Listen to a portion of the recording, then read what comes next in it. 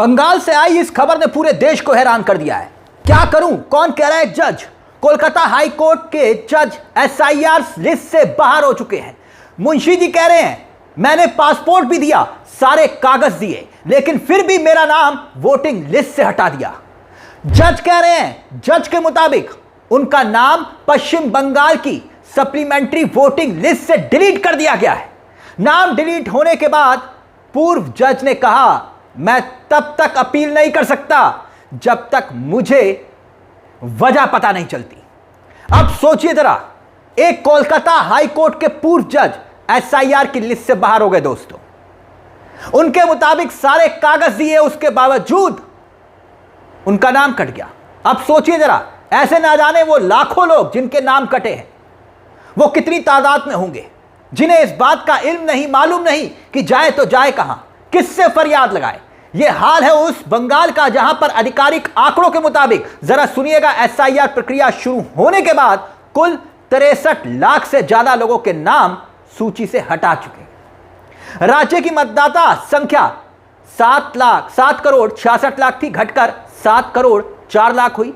और इसके अलावा 60 लाख से ज्यादा मतदाता अभी भी विचाराधीन रखा गया है। यह खबर देखिए क्यों हैरान कर रही है पूरे देश को। हेडलाइंस आपके सामने, कोलकाता हाई कोर्ट के पूर्व जज का नाम ही वोटर लिस्ट से गायब, बोले यह मेरे लिए अपमानजनक। अगली हेडलाइन देखिए, कोलकाता हाई कोर्ट के पूर्व जज मुंशी वोटर लिस्ट से बाहर, वजह तक पता नहीं। यह हेडलाइंस है। और एक और हेडलाइन मैं आपके सामने रखना चाहूंगा, लीजिए। अब कोलकाता हाई कोर्ट के रिटायर्ड जज भी बन गए घुसपैठिया, वोटर लिस्ट से कट गया नाम। अब आगे क्या, सोचिए दोस्तों, क्या एक पूर्व जज घुसपैठिया हो सकता है? और मैंने तभी कहा यह खबर क्यों सवाल खड़ा कर रही है। इस पर नाराजगी जताते हुए पूर्व जज कह रहे हैं मेरी बेइज्जती हुई है।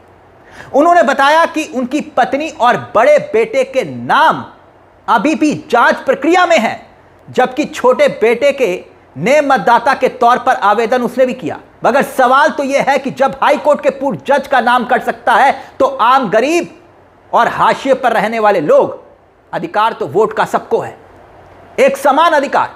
लेकिन चुनाव आयोग ने अभी तक इस मामले पर कोई आधिकारिक बयान नहीं दिया दोस्तों। मगर अब याद कीजिए, कुछ घंटे पहले एक खबर और हमने आपको दिखाई थी। वो खबर भी बहुत हैरान करने वाली थी और उस खबर से इस खबर को जोड़कर देखिएगा। क्यों? क्योंकि खबर यह थी कि एक बूथ के सभी मुस्लिम मतदाताओं के वोटर लिस्ट से नाम हट गए। क्या ऐसा हो सकता है? एक बड़ा सवाल है। और अब रिटायर्ड जज जिनका नाम मुंशी है, उनका नाम भी वोटिंग लिस्ट से गायब। बाकायदा एक बूथ से मुस्लिम वोटरों के नाम कटे, बीएलओ तक का नाम गायब। और ये सुर्खियां आपके सामने है, अखबार की सुर्खियां, जिसमें लिखा हुआ है कि वोटर लिस्ट से बीएलओ का ही नाम गायब, 340 मुस्लिम मतदाताओं का नाम हटा, पश्चिम बंगाल में चुनावी विवाद। ये क्या खबरें अपने आप में सवाल नहीं खड़ा करती? जरा सोच कर देखिए दोस्तों कि बूथ का जो अधिकारी है बीएलओ, जिसने बूथ का यहां पर सभी को बताया कि फॉर्म कैसे भरना, और 340 मुस्लिम लोगों के नाम कट गए, ये सब इत्तेफाक हो सकता है? क्या ये खबरें वाकई में चौंकाती नहीं? और अब पश्चिम बंगाल के भीतर ही पूर्व जज का नाम कट गया। और ये खबर जो हम आपको दिखा रहे हैं, ये सीधे तौर पर सवाल इसलिए भी खड़ा करती है क्योंकि मुस्लिम मतदाताओं के नाम कटने का ही जिक्र है। मुस्लिम मतदाता एक बूथ पर, और वो भी इतनी संख्या में, और बीएलओ खुद मुस्लिम था, उसका नाम भी कट गया। अब सुनिए, इस पूरे मसले को लेकर ममता बनर्जी एक बार फिर से सामने आई हैं, सवाल उठाते हुए। बंगला भाषा में ये बयान है उनका, मगर लब्बो लबाब यही है कि ममता दीदी कह रही हैं, मैं सुनाऊंगा आपको, पहले से बता दूं, वो कह रही हैं बंगला भाषा में कि भाई जो बीजेपी है उसने सारी हदें पार कर दी हैं। चुनाव आयोग ने अभी तक मतदाता सूची प्रकाशित नहीं किया है, यानी जो फाइनल वोटिंग लिस्ट है। जानबूझकर देरी की जा रही है, एक सोची समझी साजिश है और उसके पीछे बीजेपी है। सुनिए जरा ममता बनर्जी क्या कुछ कह रही हैं। सब बात দিয়ে দিতে, এখনো পর্যন্ত লিস্ট বের করেনি। আমার কথা হচ্ছে সুপ্রিম কোর্ট বলেছিল লিস্ট বের করতে। ফার্স্ট সাপ্লিমেন্টারি লিস্ট আমরা কেউ এখনো পাইনি, পাবলিক ডোমেনেও আসেনি। এর থেকে বেশি গণতন্ত্র হত্যা, আনফরচুনেট ফর ডেমোক্রেসি হতে পারে না। কবে বেরোনোর কথা ছিল লিস্ট? সুপ্রিম কোর্ট কবে ভার্ডিক্ট দিয়েছিল? 28 ফেব্রুয়ারি লাস্ট লিস্ট বেরিয়েছিল, তারপরে অ্যাডজুডিকেশনের লিস্ট এতদিন ধরে হিয়ারিং হলো, তাতেও তো 50% নাম আমি শুনেছি কেটে কেটে বাদ দেওয়া হয়েছে এবং দেখে দেখে বাদ দেওয়া হয়েছে। আমি শুনেছি সুতির একটা ব্লকে লোকে আছে মনে হয় 500, একটা বুথে 400 বাদ। এরকম অনেক জায়গা আছে, বসিরহাটে একটা ব্লকে একটা বুথে হয়তো 600 ভোটার আছে, 400 বাদ। এসব কে করেছে, কারা করেছে? একদিন না একদিন তো মানুষ কৈফিয়ত চাইবে। বুথের পাটা থাকলে আমি বলবো লিস্ট বের করুন আগে, মানুষকে জানতে দিন কার নাম আছে কার নাম নেই। যার নেই তাকে জেলায় জেলায় ট্রিব্যুনাল করে তাদের নাম তোলার ব্যবস্থা করে দিন। আমরা বিনা পয়সায় লয়ার দিয়ে সাহায্য করব, কিন্তু মানুষের গণতান্ত্রিক অধিকার কেড়ে নেওয়ার কোনো অধিকার কারো নেই। যা চলছে তা সুপার হিটলারকেও ছাড়িয়ে যাবে। হিটলার টিটলার ভুলে যান, টোটালটা বিজেপি ভ্যানিসিং ওয়াশিং মেশিন হয়ে গেছে। ডেমোক্রেসিটাকেই ভ্যানিশ করে দিচ্ছে, মানুষের অধিকারটাকেই ভ্যানিশ করে দিচ্ছে। এটা দেখে আমার ঘৃণা হয়, লজ্জা হয়। বাংলার প্রতিটা মানুষ এর জবাব দেবে। এক একটা পরিবারে একজনের ভোটের নাম আছে, 4 জনের নেই। আর দেখে দেখে অনেক কমিউনিটি থেকে লক্ষ লক্ষ নাম বাদ দেওয়া হয়েছে। কার জমিদারি এটা? বিজেপির জমিদারি দেশটাকে বেঁচে দিয়ে লজ্জা করে না? মানুষের ভোটাধিকার কেড়ে নিয়ে ভোট করবে আর ভ্যানিশ কুমারের নামে ওয়াশিং মেশিন চালাবে আর সবকিছু লোক সহ্য করবে? বিদ্রোহ হবে, ধর্মের কল বাতাসে নড়ে। आज रामनवमी दिन बोले गेलाम। अब देखिए ये खबर आपके सामने, टाइम्स ऑफ इंडिया में लिखा गया है कि जस्टिस मुंशी के बेटे इफ्तिकार ने इस मामले पर बात की। इफ्तिकार खुद कोलकाता हाई कोर्ट में वकील हैं। उन्होंने सवाल किया कि अगर उनके यानी कि पिता कभी जज के तौर पर उन्होंने सेवा दी है तो क्या यह सुनने में भी सही लगता है कि उनका नाम वोटिंग लिस्ट से हटा दिया गया है?